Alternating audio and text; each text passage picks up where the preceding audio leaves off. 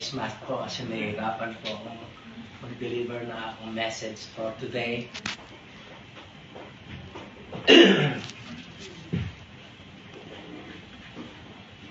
May I invite you once more to join me to read the Gospel for today, which is written in Luke chapter 17, verse 5 and 6. Okay po. And this is what we can read. And the apostle said to the Lord, "Increase our faith." So the Lord said, if you have faith as a mustard seed, you can say to this mulberry tree, "Be pulled up by the roots and be planted in the sea," and it would obey. Praise God sa kanyang mga salita sa oras na ito po. I pray, Lord God, to grant your servant the knowledge and the wisdom to present your message to them. May they be all benefit to them, Lord God. In Jesus' name I pray. Amen. Maraming salamat po. So, binabati ko po kayong lahat. One more time, sabi nga, no? Tama po, it's almost 3 years because when I left Hong Kong, unang-unang araw na pumutok po yung COVID, talagang umalis na po kami kasi nag-aalala ko baka kung anong mangyari po, ano. Medyo na may kaguluhan ng unang panahon po ng COVID natin, di ba? Maraming nangangamatay, maraming pinupulot sa kalsada. Kaya nagmamadali po kami na umuwi kasi inaalala po namin yung aking mga anak. Well, ako po'y natutuwa. I'm so happy today because God sent me one more time here to send His message for all of us. And I pray na sana ang message nito maging kapakipakinabang sa atin lahat. And I will be trying to speak again in Tagalog and in English. No? Kasi meron si Brother Ben lang naman ang hindi nakakaintindi ng Tagalog. I hope one day Brother Ben and Sister Karen will be able to speak in Tagalog too. They can speak in Mandarin, yeah? You speak in Mandarin or Cantonese? Oh yes, Cantonese. I wish na sana darating ang panahon, no? Na makakapag-preach na rin siya sa atin ng Tagalog. Anyway, tuloy po tayo sa ating message for today. God's message for us today, my brothers and sisters, is about exercising our faith. Ang ganda ng mga kanta natin kanina, di ba? Women of faith. Ganda, no? Tama-tama po. Women of faith, they always do, they always practice, they always exercise to increase their faith more and more. Di po ba? Ganun po tayo. Kaya ito po yung topic natin for today. This will be our topic for today. I would like to talk about increasing your faith. My faith and your faith. All of us to increase our faith. Ano po? Faith is like a muscle, mga brothers and sisters. No? Faith is like a muscle. Bakit ko po siya itinutulit sa isang muscle? Ano? Kasi in order for it to grow, you need to exercise it, mga kapatid. Kailangan mo siyang i-practice. Di po ba? Kapag ka ang muscle, look at the body of the bodybuilders, hindi po ba? Ang gaganda ng mga shape ng muscles nila, di ba? Yung abs nila, yung bicep nila, yung tricep nila. Talagang, you will appreciate the form. Talagang matitigas yung mga muscle po na. Solid and firm yung mga muscle po. No? Kasi ganun po, pagka sinasanay ang isang bagay, pagka pinapractice siya, no? Talagang lumalakas po siya lalo. Exercise makes your muscle stronger and healthier. And then just like in the faith, mga kapatid, if the faith is exercised on a regular basis, it becomes stronger. Kasi yung teksto po natin kanina, if you remember our text for today, faith starts as small as a mustard seed. Diba? Liit lang, diba? Sabi po, no? Kasi wala naman sa atin yung pagka na-convert tayo kay Christ, talagang malaki na kagad yung pananampalataya natin. We don't have the faith of Job, I guess. I believe that. No? Pag bago tayong convert sa Christianity, ganun lang naman kasimple yung faith natin Napakaliit lang. Kaya nga tinatawag tayo, naputawag sa atin, mga baby Christians. No? Kaya nga sinasabi ko po, yung faith natin parang mustard seed lang. But this mustard seed can grow as big as the garden tree hindi po ba ganun? Lumalaki siya, hanggang sa maging matured na tayo sa faith. Ganun po yung ganun. And by exercising our faith, no, it will make our faith stronger and healthier, mga kapatid. No? Kaya, it will not be shaken in whatever situation. Kapag malakas yung faith natin, no? Walang mga problema, walang mga paghihirap, walang mga pagdurusa, walang mga pagsubok na darating sa buhay natin, that will shaken your faith because your faith is firm and strong. Kaya po napakahalaga para sa atin yan. Well, mga kapatid, tandaan lang natin, no? Contrary to faith is doubt. Ano pa sa Tagalog yung doubt? Doubt. Yung bang pag-aalinlangan. Hindi po ba ganun yun? Doubt ka So, contrary to faith is doubt. Tandaan po natin, ito yung pinakamatanding kalaban po ng faith natin. Doubt. If you allow faith, if you allow doubt to enter into your mind, mga kapatid, it will destroy your faith. Kaya, do not entertain doubt. Never give doubt a chance, mga kapatid. Pagka nararamdaman natin nagda-doubt ka sa iyong faith, never na bigyan mo ng pagkakataon ang doubt, no? Na pumasok po sa ating pag-iisip. Bakit po? Kasi doubt, you give doubt a chance to ruin your faith. Pagka pinabayaan po niya siyang pumasok yung pagkaalanlangin, pagtududa sa Diyos. Maraming pagkakataon kasi nangyayari po sa mga tao yan, sa mga Christians especially. Kaya kung minsan, ang iba nauuwi pa sa, nagbabackslide pa yung iba, di ba? Kasi po, sinimulan na lang, nagduda na sa kanilang pananampalataya, unti-unti, it makes their faith weaker and weaker and weaker, and eventually destroy his faith. Ganun po yun. Kaya wag natin papapasukin sa isip po natin yung ganyan. Christian po, ang sabi po ni Apostle Paul, what did Paul say?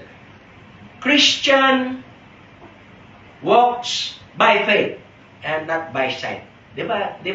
Ang talata po yun? Romans chapter 1 verse 17. Christians walk by faith and not by sight. Kasi kailangan natin to find the opportunity. Always find the opportunity to exercise our faith. Kailangan po na pagka meron pagkakataon na exercise natin yung faith natin, gawin po natin. Kasi po, in every bad situations, problems, trials, and adversities that may come in our life, gawin natin, exercise natin, kagad yung faith po natin. No? Kasi, lalo na pag kasalukuyan ikaw ay sinusubok, di ba? Kailangan mong patatagin. Kailangan mong panakasin yung faith mo. Kaya nga itong mga pastor, what did they ask to the Lord? Lord, please increase our faith. Because kahit na mga apostol pa sila during that time, na yung Holy Spirit hindi pa bumababa sa kanila, wala pa silang masyadong strength, no? Para mapaglabanan ng lahat ng mga paghihirap na nararanasan nila with Christ, kailangan po nilang lumakas yung faith nila. Kaya, humihingi sila to increase our faith, Lord. Sabi po sila. During the times of trials or any problems that may come in your life, things may not come the way you expect it to be. Kumisan po kasi meron tayo inaasahan. Como Kristiyano ka, akala natin kasi pagka-Kristiyano ka ang buhay ay masagana, laging maligaya. No, hindi po ganon, no? Alam mo naman natin na kahit na Christian tayo, we also experience these things, no? Yung mga paghihirap na yan, mga suffering sa buhay po natin. So, I said, things may not come the way you expect it to be. Kasi inaasahan ng iba, masarap ang buhay ng Kristiyano. Diba? Pero kung minsan, hindi po ganon. It may be different to the things coming out of the way. But, you need to hold on to your faith. Kahit hindi natin nakikita. Kahit ang alam natin ang buhay ng Kristiyano, masagana, masaya, pero hindi yun ang nakikita natin. Kahit hindi yun ang nakikita, because we are Christians, we walk by faith and not by sight. Hindi yung nakikita natin masama. Hindi po yun. Ang tinitignan natin, ang tinitindigan natin, yung pananampalataya natin. We hold on, we keep our faith to make it stronger and stronger. Ganun po yun. Kaya, patuloy po tayo, no? What is faith? Faith is the primary essence of the Christian life. Ito po yung pinakamahalaga, di ba? Ito yung pinakamahalaga kasi yun ang susi. You cannot please God no matter how good you are without faith, mga kapatid. Because faith is the key to establish and maintain our relationship with God. Meron ka faith, kailangan laging nasa iyo yung faith. Huwag po nating iwawala yung faith natin sa Panginoon. Kapag ang faith natin ay nawala sa Panginoon, our relationship with God will be shattered. Yun po, yung natatanging paraan na ibinigay ng Diyos sa atin in the New Testament, by faith, we can be reconciled to God. Yan po yun. Nananatili tayo sa ating samahan, sa ating pagiging anak ng Diyos. Nananatili tayo sa pagpapala ng Panginoon habang tayo ay merong pananampalataya. Kaya yung pananampalataya na po, napakahalaga yan. It is very crucial na kailangan hindi mawawala sa buhay po ng Kristiyano yan. Do you practice your faith, sister? Do you exercise your faith? Kasi araw-araw po, kailangan natin gamitin yan. If not, then, this is our message for today. You need to start exercising your faith every day, mga kapatid. Araw-araw po yung pagsasanay natin sa ating pananampalataya. So, let us begin. Let us begin po to increase your faith. Ito po yung gusto natin, di ba? Lord, please increase our faith. Ito ang gusto natin Yung tumibay yung pananampalataya natin, di ba? Yung maging healthy yung pananampalataya po natin. Let us begin to increase our faith by hearing the Word of God. Yung mga salita po ng Diyos. No? Kasi sabi po ni Apostol Pablo, Romans 10:17, faith comes by hearing the Word of God. Yun po. Yung mga salita po ng Diyos, yun ang makakapagpalakas na makapagpapalakas sa ating pananampalataya sa Kanya. Ano yung dapat natin gawin with the Word of God? Tandaan po natin, mga kapatid. Saturate your mind with the Word of God. Ano ba sa Tagalog yung saturate? Parang hirap sa Tagalog kasi. Saturate yung parang punuin mo. No? Parang ganun, di ba? Saturate, punuin mo ng mga salita ng Diyos ang pag-iisip mo. And let the Word of God sink deep in your consciousness, mga kapatid. No? Tandaan natin na yung bang hayaan natin na yung salita ng Diyos ay bumaon, manatili sa pag-iisip po natin, sa ating kaalaman na hindi mawawala po yan. Sabi nga ng Diyos kay Joshua, di ba? Meditate the Word day and night. Yun po yung sinabi niya kay Joshua, no? Nakahiga ka, sabi niya, nakatayo ka, ano man ang yung ginagawa, meditate on the Word of God. Yun po yung instruction niya kay Joshua.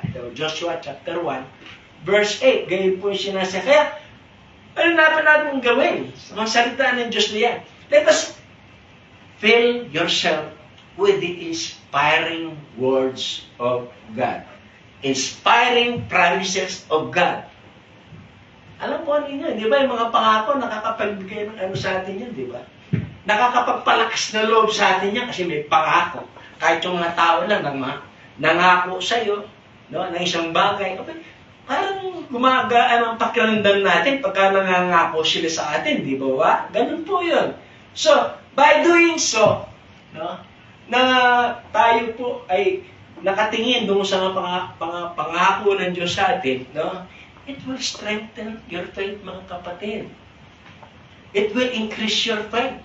Sa pamamagitan na lagi tayo nagbabasa ng mga pangako ng Diyos, ang ganda, ang napakaraming mga promises of God sa atin na dapat natin pagbulay-bulayan araw-araw.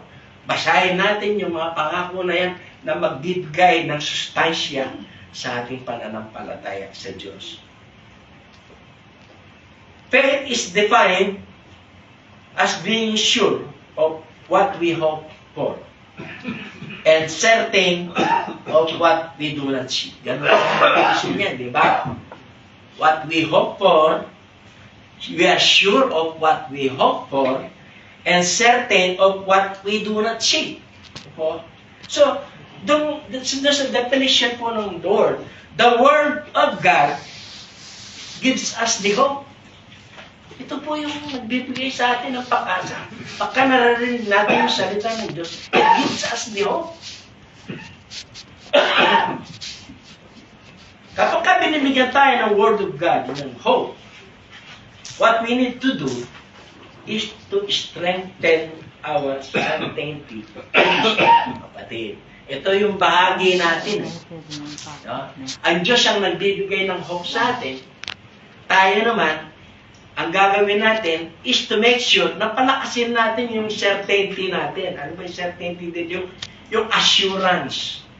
Yung pakiramdam natin na meron tayong kapanatagan sa mga pangako ito. Yun ang gagawin po natin. Yun ang kailangan natin. God has laid a lot of promises for all. No?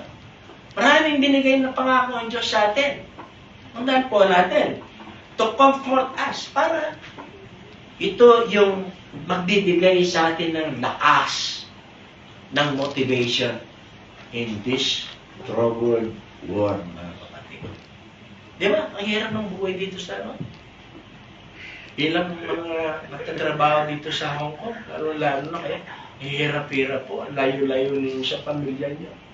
Isa nakakaiyak na binibilang ng taon para makita kayo ng mga anak po ninyo, di ba? Paano kung walang magbibigay sa inyo ng lakas ng loob? How can you go on? Diba? Di po ba? Dahil lang sa pananampalataya, lalo na kung women of faith ka, dahil lang sa pananampalataya natin na yan, na alam natin, yung mga pangako ng Diyos sa atin, magaganda, this gives us the motivation to go on sa mundong ginagalawan po natin. Amen to that? Di po ba? Pagka nagbabasa ka, yun, lumalakas po yung loob natin. Gusto ko pong bagdatin yung ibang mga pangako ng Diyos natin. para naman makatulong sa atin kasi kung minsan nakakalimutan natin. God has a wonderful plan for us. Basahin po natin. Jeremiah chapter 29. Let me read it po. Jeremiah 29:11. Ang sabi po dito, "For I know the thoughts that I think toward you, says the Lord. Thoughts of peace and not of evil, to give you a future and a hope." Ang ganda po, di ba? Ang ganda ng kapatid. This word does not specifically address to one person. Naniniwala po ba kayo na ang salitang ito ng ating Panginoon Diyos ay hindi lamang para sa taong kinakausap niya dito? Kundi ito po ay para sa atin lahat, mga kapatid. To each and every one of us. Meron palang special na plano ang Diyos para sa atin. Di ba maganda po yun? Di ba? Malakas. Lumalakas yung loob natin. Gumagana yung pakiramdam natin. No? Sumasaya tayo kasi kahit na kung minsan parang yung buhay natin ngayon, parang puno ng problema. Pero parang hindi nangyayari yung gusto mo sa buhay. Pero kapag ka pinagbubulay-bulay mo yung salita na ito, na yung Diyos pala, pero pala magandang plano sa iyo. Sa iyo, mga kapatid, no? Ang tinin natin yung salitang ito, sa iyo, may maganda palang plano para sa iyong kinabukasan. Sabi po dito sa Tagalog nito, para sa iyong ikabubuti at hindi para sa ikapapahama. Kaya mga kapatid, no? Kailangan lagi tayong kapit lang doon sa mga pangako ng Diyos na yan na napakaganda para sa atin. Na kahit matagal mangyari, yun ang naasahan natin. Ang dami nating inihintay, ang dami nating hinihingi sa Diyos, ang dami nating mga pangarap sa Diyos. Pero parang ang tagal, parang hindi ako pinakikinggan ng Diyos eh. Pero hindi. Maliwanag po yung sinasabi ng salita ng Diyos sa atin. God has a wonderful plan for you, sister. Para sa ikabubuti mo. Kaya lang, hindi mo alam kung kailan niya ibibigay sa iyo. But definitely, yung pangako ng Diyos na yun, naggagawin niya para sa iyo, may plano siya para sa iyo, yun po ang palagi nating tataglayin. Keep on believing on this promise. Patid. Ito yung ating message ngayon. In order to increase your faith, you keep on believing on the promises of God. Lagi po kayong maniniwala, huwag kayong magdududa. Huwag ninyong babawasan yung pananampalataya ninyo dahil hindi pa nangyayari yung gusto nyo. Ano po? Kailangan po patatagin natin yung sarili natin. Lagi tayong nakakapit to sa pangakong ito. Sabi pa ng Diyos, sabi ng Lord Jesus Christ, I have come to give you life. Ano life yung gusto niya? Full of life. A life that is full. Ano pa yung sabi niya? A life that is abundant. Jesus Christ that says that abundance is material, no? Hindi po sinasabi ng ating Panginoon na yung life that He is willing to give us is abundant materially. No? Hindi po gano'n. Hindi po gano'n. Pero mas maganda po nangyayari sa atin yun, di ba? Sino ba naman hindi matutuwa na yung buhay mo is abundant financially? Hindi naman po tutunan Diyos sa mga bagay na yan. Because there are certain part of our life that God's provide as our need. Sabi nga doon sa 2 Corinthians, di po ba, magagawa ng Diyos na pasaganahin kayo sa lahat ng bagay para may magamit kayo sa pagkakawang gawa. Yun po yung sinasabi. So, some persons po, gano'n ang ginagawa ng Diyos sa atin eh. No? Pinalayaman niya financially. Para ano? In order to use them to the ministry of God. Para po may magamit sila sa pagkakawang gawa. Hindi sa pagpapalaki ng bulsa lang. Hindi po gano'n. No? So, yun po. No? Jesus Christ gives us an abundant life. Ano po yung abundant life na pinibigay sa atin? Yun po yung life that is free of worries. Huh? Yan po yung abundant life na na palatag yung kaisipan mo. May peace of mind ka because you have Christ in your life. Yun po yung binibigay na abundant life sa atin ni Jesus. Yung pong buhay na secure tayo because we have received Jesus Christ and we are certain of the eternal life. Di po ba? Di ba? Yun po talagang magkakaroon ka na ng kapanatagan sa buhay mo. Yung bang buhay na, yung buhay na alam mo na may tatakbuhan ka in times of trouble, nandiyan si Jesus Christ. We have our friend. We have our Lord. We have our God beside us, keeping us always protected and secure. Yun po yung sinabi. Kaya pagka iniisip po natin yung bagay na yan, ay ba't kumakaan po yung loob natin? Keep on believing this thing, mga kapatid. Kasi kung minsan, hindi natin na-asikaso yun eh. Kailangan paigtingin. Yung paigtingin. Ano ba sa Tagalog din? Ba Tagalog yung word na paigtingin? Yung lalo pang seryosohin. Yung mga salita ng Diyos na yan, iseryosohin natin talaga. Kasi kung minsan, hindi natin pinapansin eh.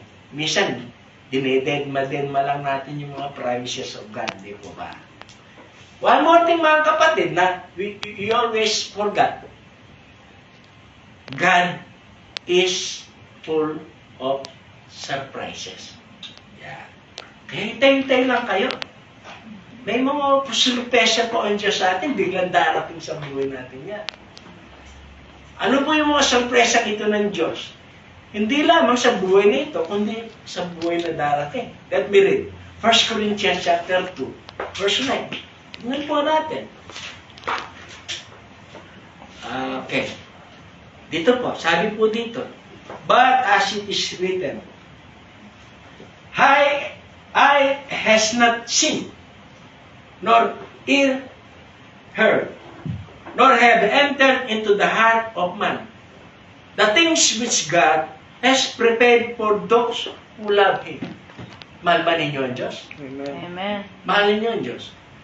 Sino po yung nagmamahal sa Diyos? Tayo. Sabi po dito, may sorpresa ang Diyos. Ano yung sinabi ng Diyos? Hindi pa nakita ng mga mata. Hindi pa narinig ng mga tenga. Hindi pa raw pumasok sa isip ng kanino man. Yun ang sorpresa ng Diyos sa atin. Ano kaya yun? Mag-isip tayo, ano kaya yung sorpresa ng Diyos na yun, di ba? Ito po, alam natin na ito, makakamit natin sa eternal life eh. Hindi natin alam. Pero hindi rin natin alam, dito rin sa mundong ito, alam natin may mga sorpresa pa rin ng Diyos sa atin. Magugulat ka na lang. Mga kapatid, magugulat ka na lang kasi God is full of surprises eh. Kaya yan po yun. Hintay-hintay lang kayo mga kapatid. Hintay-hintay lang tayo kasi may mga sorpresa nakalaan ng Diyos para sa atin. Para kanino po? Para sa lahat ng mga nagmamahal sa Diyos. For those who love God. Manatili tayong nagmamahal sa Diyos. No po? Okay. Patuloy po tayo, no? What are the things that you are praying to God? Nananalangin po ba kayo? Amen. Nananalangin kayo? Amen. Ano-ano po yung mga hinihingi ninyo sa Diyos? You're asking God for something. Minsan may listahan. Minsan, sa dami na may hinihiling natin, may listahan ka na eh. Siguro mabuti, lista mo yun, di ba? Kasi kung minsan, di mo na alam kung ano yung hinihiling mo. May mahaba ka listahan, di ba? Lord, ito po ang mga gusto ko sana. Number 1, number 2, number 3, bago yung ilalagay dun sa listahan mo. So, bakit po concern ako to the things that you are asking to God? Kasi, when you ask God, do you believe that God will answer your prayer? Amen. That's good. Kailangan ka talagang maniwala. You need to keep on believing. Kasi kapag hindi ka naniniwala mga kapatid, yung order mo, may listahan. Tatapon, siguro, di ko alam kung makakarating sa Panginoon yun. Kasi di ka nga naniniwala eh. No? One time when the Lord Jesus Christ talked to a centurion, may hinihiling po yung centurion kay Jesus Christ. Eh. Ano po yung hinihiling ng centurion na yun? Yung anak po niya, hindi ba? Kasi may sakit yung anak ng centurion, eh, di ba? Tapos, ang sabi ng centurion, he asked Jesus Christ to heal his daughter. As far as I can remember, his daughter. Sabi po na centurion, pakalingin mo yung aking anak. No? Gusto ng centurion, isama pa yung si Lord doon sa bahay po ng centurion. Sabi niya, hindi na kailangan sumama pa. No? Sabi po ni centurion kay Jesus Christ, hindi ka na kailangan sumama pa. Alam po niya, just say the word. Sabi niya kay Jesus Christ. Ano po yung sinabi ni Jesus Christ doon sa centurion? He said to the centurion, what you believe will be done for you. It is written in Matthew chapter 8, verse 13 po.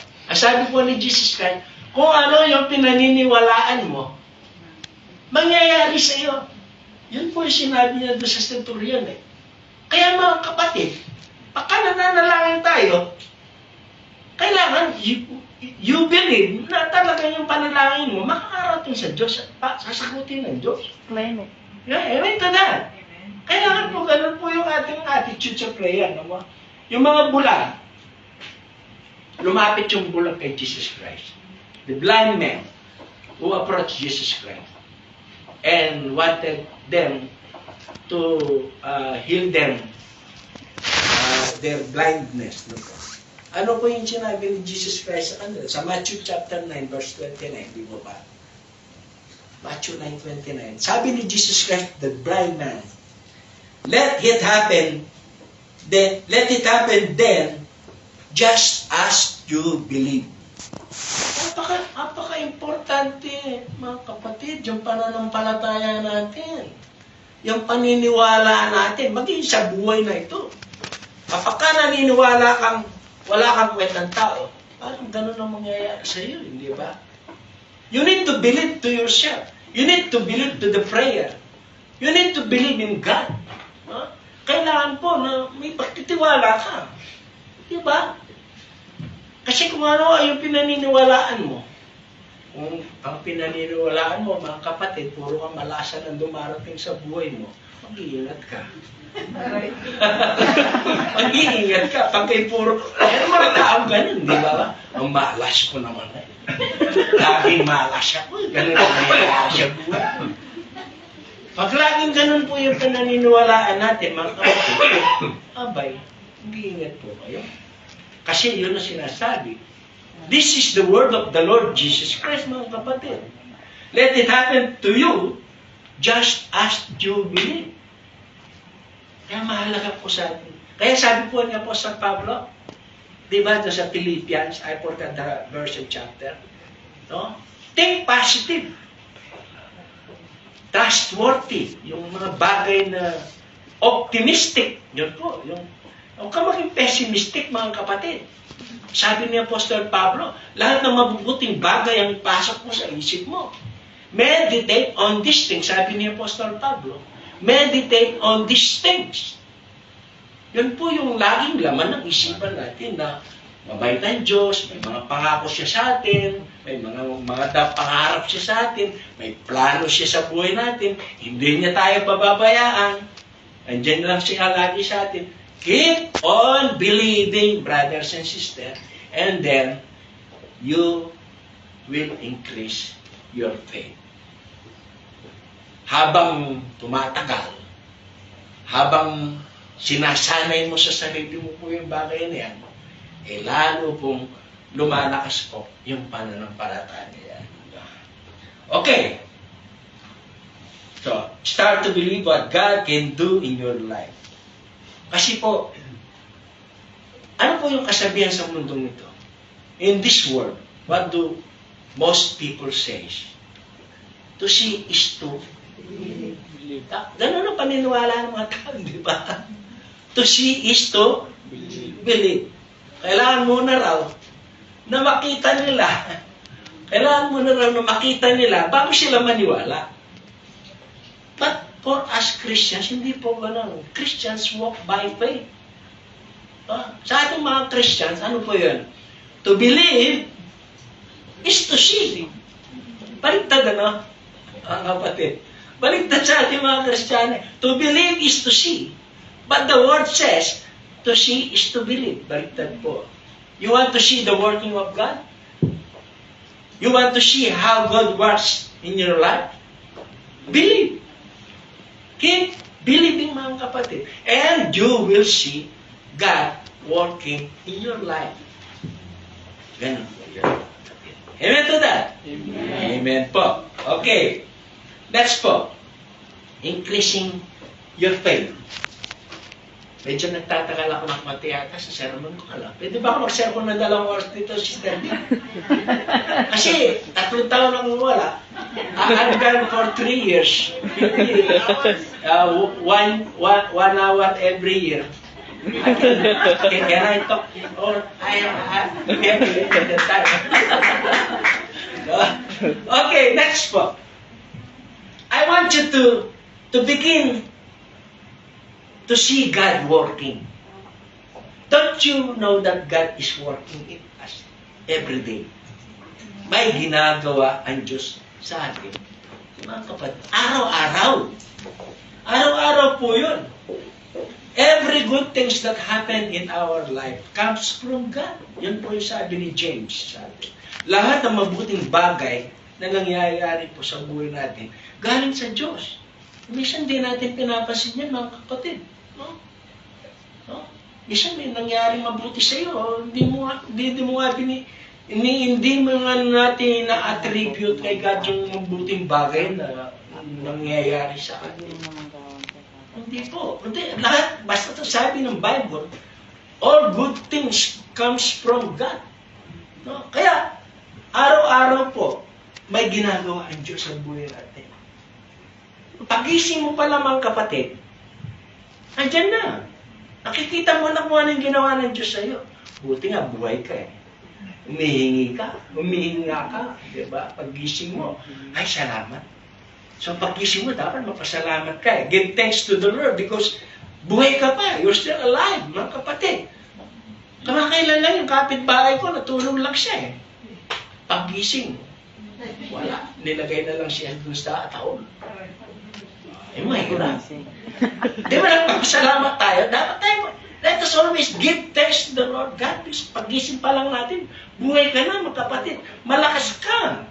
Humihingi ka, nakakapagtrabaho ka pa dito. Hindi ka na, no? Kaya mo pang gawin yung trabaho mo sa boss mo, sa employer po natin. Ipagpapasalamat po natin sa araw-araw yan. Kasi ginagawa ng Diyos sa atin yan. No? Tingnan natin yung lahat ng mga grasyang dumarating sa buhay natin araw-araw. Hindi yung mga disgrasya ang tinitignan natin. May mga disgrasya na dumarating, di ba? Pero, ang lagi nating i-focus yung paningin natin doon sa mga grasya. Kasi yung galing sa Diyos yun. Lahat ng mga grasya na yan. Ano po? Ganun po yung lagi natin. Or, do you see all the good things? Do you look at the good things? Kayo po, tinitingnan ba ninyo yung mga mabubuti? O baka tulad na sinabi mo, nakatingin lang kayo doon sa mga kamalasan na nangyayari sa buhay po ninyo. And that is not good. Huwag po ninyong titingnan kung ano man yung mga masamang nangyayari sa buhay natin. Kasi that is a part of life kasi naman sa bundong ginagalaw natin, meron mga bagay na nangyayari. Ganyan, mga kapatid. Hindi tayo doon nakatingin. Focus your eyes on Jesus. Diba? Focus on what God is doing in our life. Lahat ng mga blessings po na ginagawa. Ganun po yun. Do you see how all things work together for your good? Yun po yung pangako sa atin. Ano sabi ni Paul? Sabi niya, di ba? All things work together for the good of those who love God. No? Hindi sinasabing yung mangyayari sa buhay natin puro good. Hindi po ganon. No? It does not mean that everything that will happen in your life is good. Sometimes, there are circumstances and situations in life na hindi maganda. Pero, the result will always be for your own good. Yun po yung sinasa.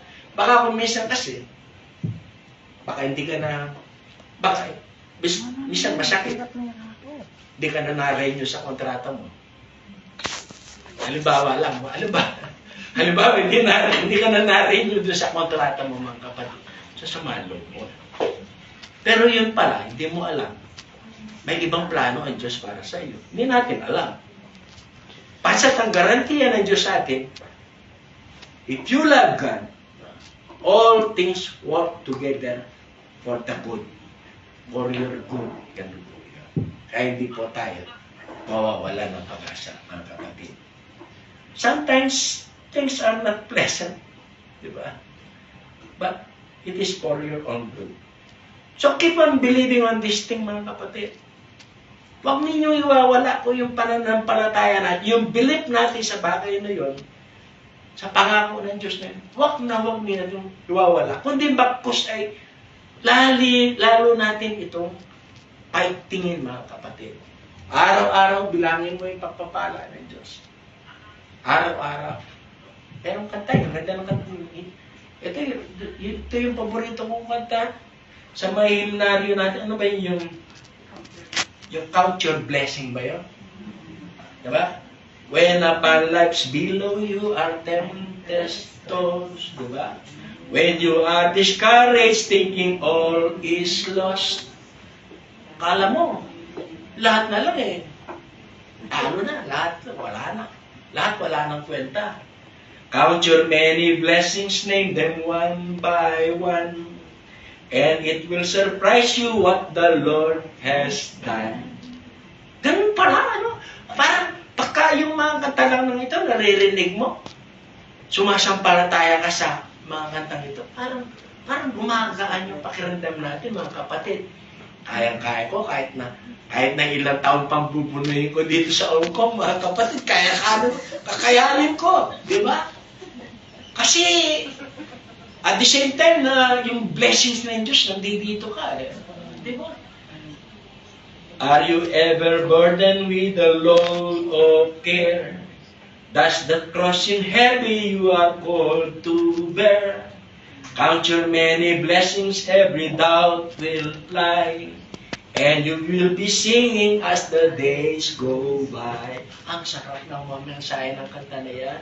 Panatiliin po natin na nakapokus po tayo sa mga ganyan. And then, baka nakikita natin, yung lahat ng mabuting ginagawa ng Diyos sa atin, i-share natin sa iba. Tell them the good stories. No? Tell them the good stories. How good is the Lord sa iyo. No? Ano po natin, i-advertise natin yan sa iba. Para yung iba, malaman din nila si Christ. No?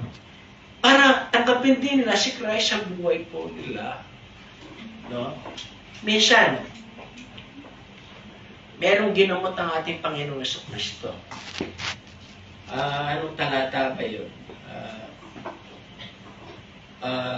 Mark. Tignan po natin, Mark. Let me read, Mark. Mark chapter 5. Okay, nandiyan pa po kayo? Gising pa kayo. Sige po, Mark chapter 5, verse 19. Tingnan po natin. Verse 19. Okay. Ay, hindi yata ito. Hindi, tama po. Verse 5.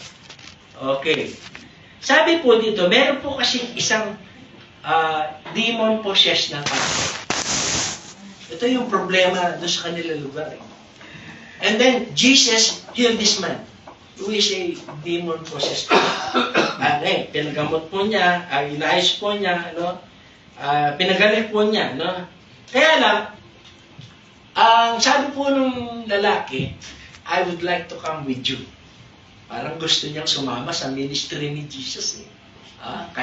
Kasi nahil siya sa kanyang pagiging possessed ng demon po. Sabi niya, sasama na lang ako sa inyo.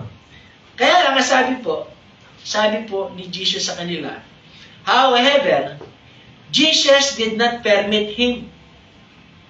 Gusto niya sumama kay Jesus Christ sa kanyang ministry. Pero hindi siya pinayagan ni Jesus Christ po.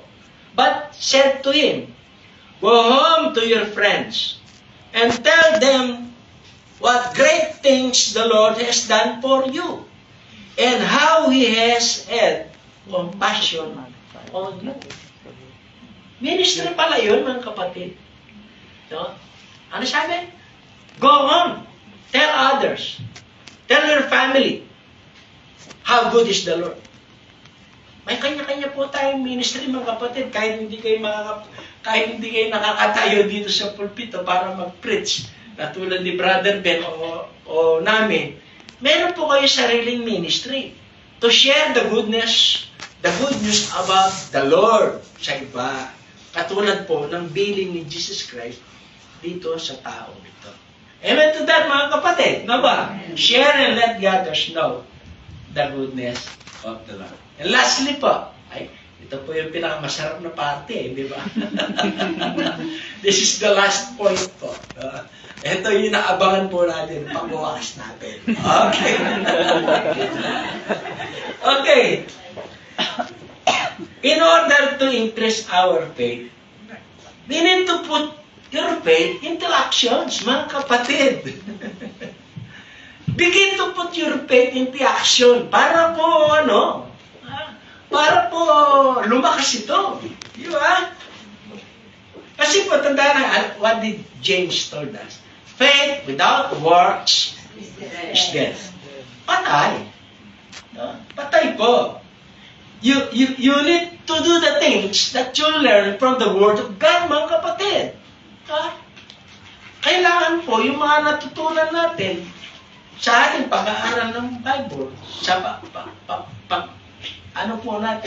sa pag-aaral natin ng Word of God, kailangan po natin i-share yung kailangan natin gawin. Put these things into action. No?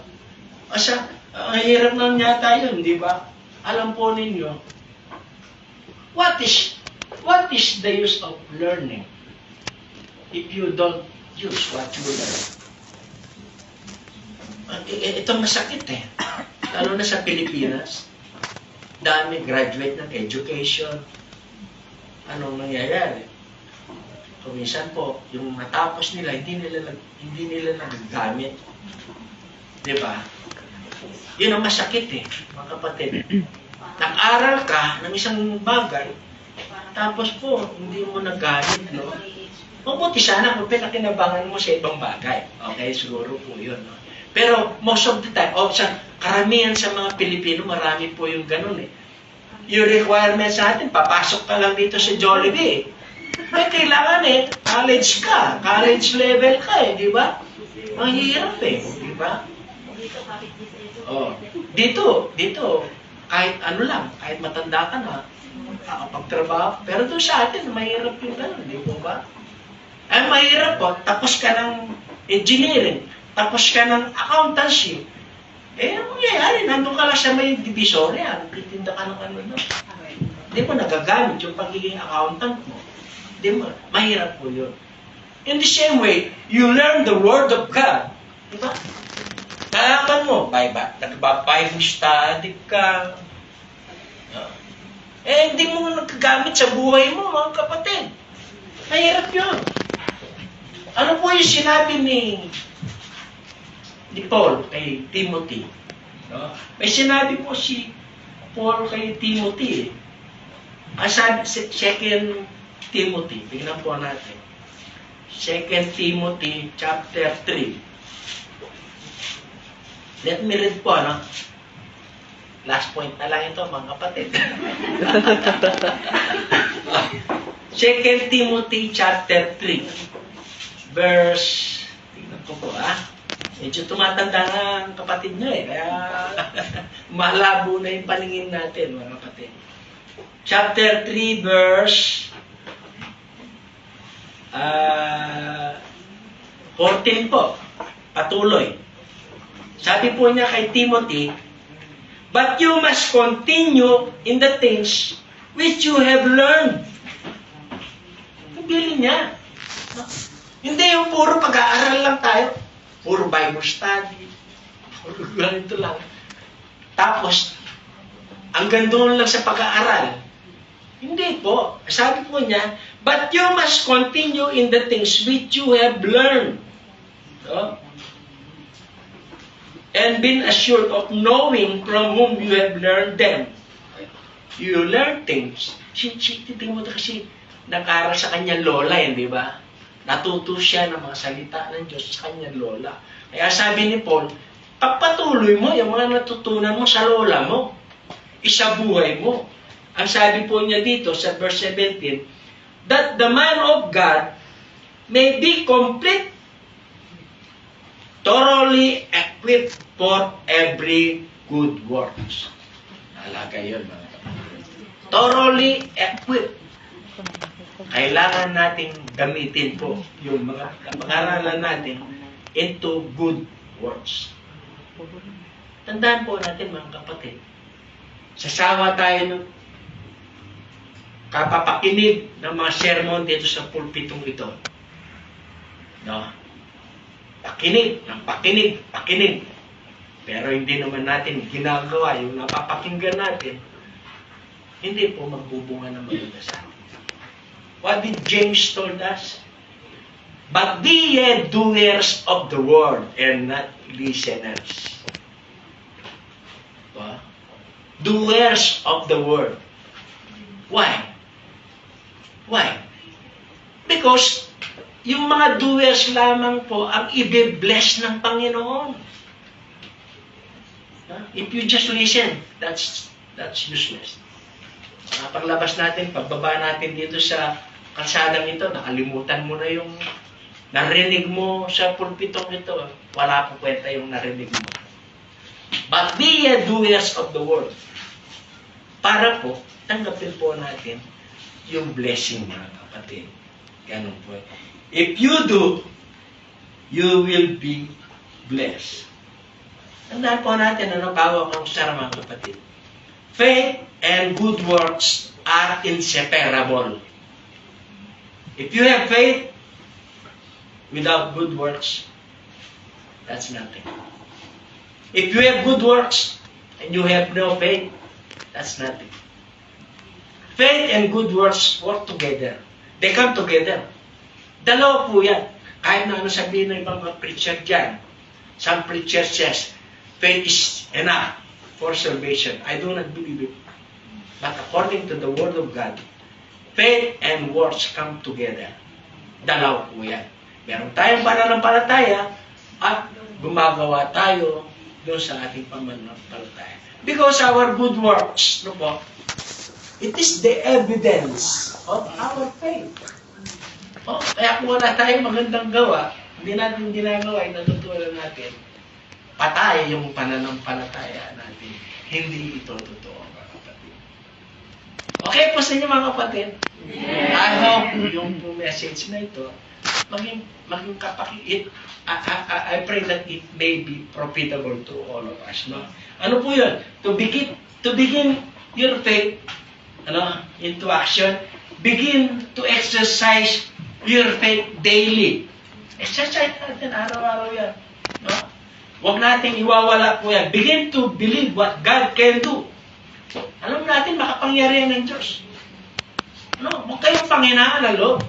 Huwag kang mag-doubt that God can do. That with God, nothing is impossible.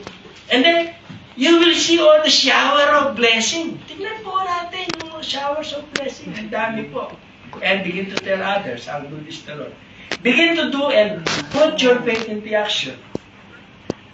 May the good Lord bless us all in His message today. Thank the Lord. Magandang hapon po sa inyo lahat.